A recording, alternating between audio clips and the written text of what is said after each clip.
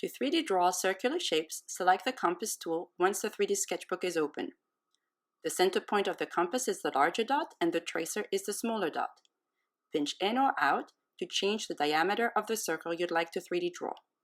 To reposition the center point, press the larger dot and move it with your finger.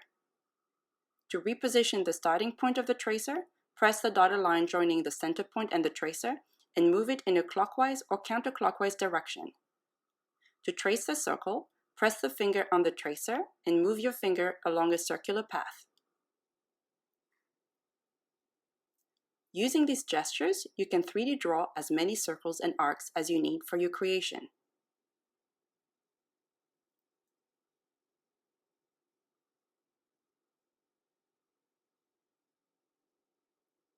And of course, you can view the results in the 3D view.